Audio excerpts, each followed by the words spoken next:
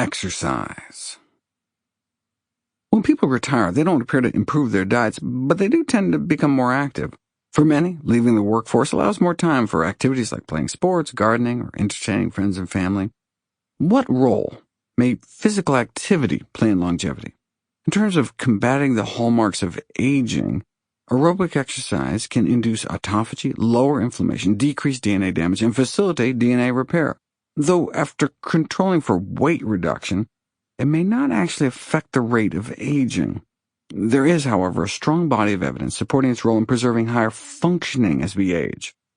A meta-analysis of cohort studies of middle-aged and older individuals with follow-ups lasting as long as 20 years found that adults who exercised were more likely to age successfully than those who were sedentary, though less than 3% of those 60 and older may meet the recommended physical activity guidelines. Exercise is medicine. Population studies have found a correlation between regular aerobic exercise and decreased risk of at least 35 different diseases. But what have interventional trials proven in terms of cause and effect? Randomized controlled experiments of older adults have demonstrated that physical activity can improve muscle mass, strength, balance, and mobility, as well as decrease the risk of falls and potentially fractures, while helping to minimize bone loss. Exercise has also been shown to improve cognition, enhance mood, successfully treat depression as well as prescription antidepressant drug Zoloft, improve erectile function in men, and generally improve quality of life. The evidence supporting the overall health benefits of physical activity is overwhelming. More on aging benefits in c.nf/perks. A sidebar: who should check with their doctor first? If you're a man over the age 45 or a woman over 55, have diabetes, or experience symptoms such as chest pain, dizziness, or shortness of breath, I would recommend checking with your health professional before starting a new exercise regimen. Survival of the fittest? Researchers who accept grants from the Coca-Cola Company call physical inactivity, quote, the greatest public health problem of the 21st century, unquote. Not true. Exercise is fantastic, but in terms of risk factors for death and disability in the United States, physical inactivity ranks down at number 10 and 11, respectively. Globally, inactivity doesn't even scratch the top 20 when it comes to years of healthy life lost. A poor diet, as I've discussed, is by far our greatest killer, followed by smoking cigarettes. Exercise has been described as, quote, the only intervention that has shown a remarkable efficacy for increasing mean and maximum lifespan in humans, unquote. View c.nf/lifelong exercise for an extensive review. But whether physical inactivity is said to be related to 6% of premature mortality, 9%, or even 15%, these estimates are all derived from observational studies and predicated on the presumption of cause and effect. I was surprised by how much controversy appears in the medical literature over whether the apparent longevity benefits of exercise are even real. You can imagine the confounding factors and potential for reverse causality. I review some of the critical studies in c.nf/fitness longevity. For example, researchers compared the effects of leisure time physical activity to occupational physical activity. If the link between exercise and longevity were truly causal, then the context in which you exert yourself shouldn't matter. As you can probably guess, manual labor is associated with a shorter, not longer life, again suggesting the primacy of confounders like socioeconomic factors. Can we exercise power over our lifespan? Is it possible a genetic predisposition to physical fitness is what accounts for the exercise longevity link, or rather than the physical activity itself? This question was raised by experiments comparing two strains of rats, one bred to have high intrinsic running capacity and the other bred to have a low one. Even without exercising, the rats with high fitness ability lived longer than those with low fitness ability. But unexpectedly, when the rats were provided with running wheels, longevity dropped for both the high and low fitness strains. Voluntary exercise cut their lives short. Using twin studies, we can show that there are also genetic predispositions to exercise in humans.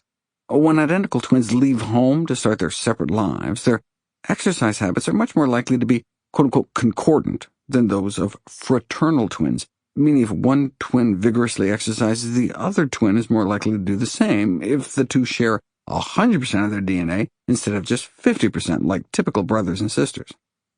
By looking at the rare cases of identical twins whose exercise habits diverge, we can tell if it's this genetic predisposition to exercise or actual exercise that accounts for athletic longevity. With the same DNA, would intense physical activity make a difference? Apparently not. The same mortality rates were found in identical twins whether they exercise vigorously or not. So, does working out make you live longer or not? A critical analysis concluded that, quote, the undisputed health-related benefits of exercise have yet to translate into any proven causal relationship with longevity, unquote. More details in c.nf/exercise longevity. How much is too much? Centuries ago, Hippocrates said, quote, everything in excess is opposed to nature, unquote. Is it possible to exercise too much? Details in c.nf/too much. But basically, like any powerful medicine, there may be a safe range of dosing. It may be prudent to limit chronic, vigorous exercise to no more than an hour a day and no more than 5 hours a week, with at least a day or two off. For runners, the recommended upper limit for potential longevity benefits is 30 miles a week. Only about half of U.S. adults even reach the recommended minimum exercise level, though, so public health advocates tend to focus on the even a little is great message rather than worrying about the 2 to 3% of Americans who may actually be overdoing it. Running the risk. What's the best diet to support our physical fitness? I was shocked to learn that endurance athletes, compared with sedentary individuals, have been found to have worse atherosclerosis. Check out c.nf/athletes for a review of that research. It's not that they seem to be overstressing their heart with movement, but rather with meals. Endurance athletes can eat 5, 6, or even 7,000 calories a day, so if they're eating twice the saturated fat and cholesterol, no wonder their hearts are getting hammered. What do you think happened when researchers put people on a paleo diet along with a CrossFit-based high-intensity circuit training exercise program? Normally, if you lose weight by any means, whether by working out, getting your stomach stabled, or developing tuberculosis for that matter, you can temporarily lower your cholesterol levels no matter what you eat. However, after 10 weeks of intensive workouts and weight loss on the paleo diet, the participants' LDL cholesterol levels actually went up. Counterbalancing changes in LDL cholesterol size or HDL cholesterol are not considered sufficient to offset this risk, and those who start out the healthiest experience the worst increase. The subjects who began the study with optimal LDL levels under 70 experienced a 20% increase in this leading risk factor for our #1 killer, heart disease. Exercise is supposed to make things better, not worse. On the other hand, people placed on a plant-based diet and a modest, mostly walking-based exercise regimen can drop their bad cholesterol by 20% within 3 weeks, whereas the paleo diet appeared to have, quote-unquote, negated the positive effects of exercise. That is why all athletes should eat more plant-based. It doesn't matter how shred if you're dead. Plant-powered. There's been a surging interest in plant-based eating among athletes, thanks in part to documentaries like The Game Changers. I was honored to play a small role in that film as a scientific advisor. There's a desire not only to score long-term health benefits, but to improve performance and accelerate recovery. The artery-dilating, antioxidant, and anti-inflammatory properties of plant-based nutrition can certainly lead to improved blood flow and reduce oxidative stress and inflammation, and indeed, plant-based athletes have been found to have superior cardiorespiratory fitness and an endurance advantage, perhaps due to superior heart function. Check out c.nf/fitness for a run-through of all the studies. The more important question from a public health standpoint, though, is what about dietary effects on fitness for exercise training programs in non-athletes? Type 2 diabetics were randomized to a vegetarian versus conventional calorie-controlled diet and exercise program. All meals were provided to enhance compliance, and the exercise was closely monitored.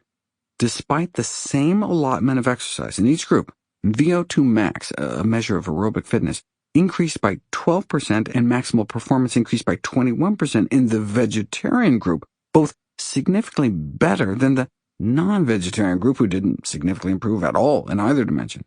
In other words, the results indicated that a more plant-based diet more effectively leads to improvements in physical fitness in terms of better aerobic capacity and power output than a less plant-based diet after the same aerobic exercise program. The meat-free group also experienced reduced feelings of depression and a greater improvement in quality of life and mood. This is consistent with randomized crossover trials that show that covertly increasing saturated fat intake can reversibly induce negative changes in brain function, inflammation, mood, resting metabolic rate, and perhaps even undercut exercise motivation. Study subjects became 12 to 15% less physically active when they were covertly on diets high in saturated fat compared to low. Compared to the conventional calorie-controlled diet group, the vegetarian group also experienced superior effects on body weight, blood sugar control, cholesterol, insulin sensitivity, and oxidative stress. Both diets contain the same number of calories, yet simply eating meat-free led to about 6 pounds more weight loss, as well as more waist loss, a significantly slimmer waist, less superficial fat, meaning the external jiggly fat, and most importantly, significantly greater loss of visceral fat, the most metabolically dangerous deep belly fat. This is all in addition to leading more effectively to improvements in physical fitness.